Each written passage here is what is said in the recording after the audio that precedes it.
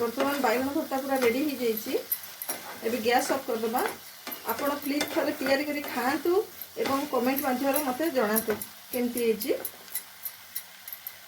Hello friends, Odia Shrimati channel को आपको स्वागत करुच्ची। बैगन भर्ता समस्ते जानी थांती कि मुझे अलग स्टाइल रे करबी जोटी आपन भात बा रुटी सब संग खाइए भल लागिवो, विशेष कर रुटी संगे बहुत भल लागिवो। प्रथमे बैगन को आपन पोड़िबा पूर्व गोटे टिप्स आपन कहूची, ता स्किन रे टिके तेल मारि देबे। तेल मारिकी पोड़िले स्किन टा इजिली भल भाव में छाड़ी जाए। एबे आरंभ करबा।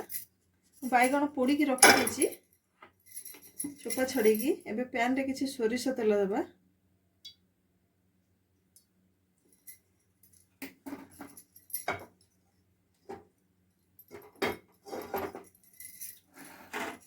तेल गरम हो गलानी, किछि सोरिष पकेबा।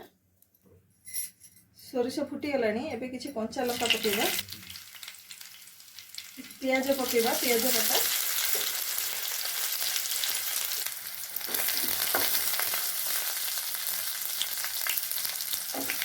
प्याज टिके हल्का भाजी आसलानी। एबे आमे इसरे किछि किशमिश, किछि काजू मु क्रश कर रखी ता पकेबी।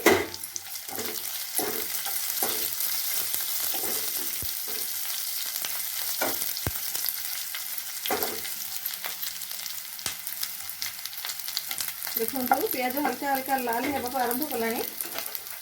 एबे आमे इसरे बैगन पकेबा। बैगन को चकटी रखी लुण दे।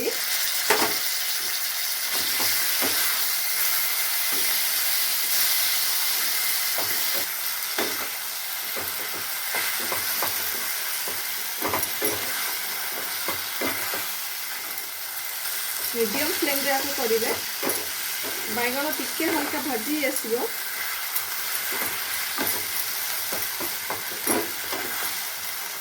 बैगन भाजी आसले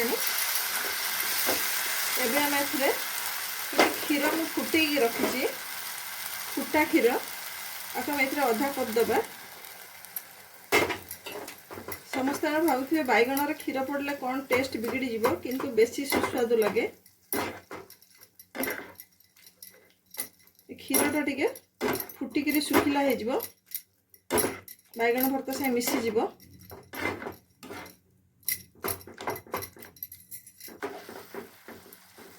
आप चाहिए लंका गुंड पकई पारे, जेहेतु मुझे कंचा लंका पकई से लंका गुंड पकईनी।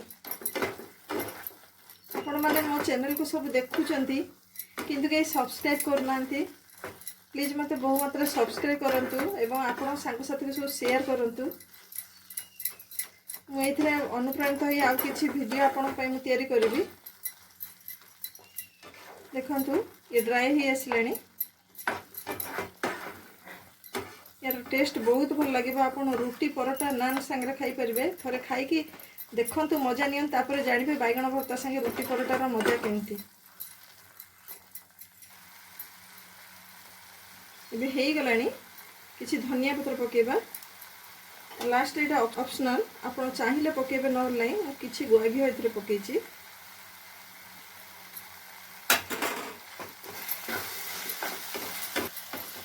बर्तमान बैगन भर्ता पूरा रेडी हो जाइए।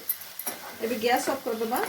आपण प्लीज थरे तैयारी करी खातु एवं कमेंट माध्यम मते जणातु केमती हेजी।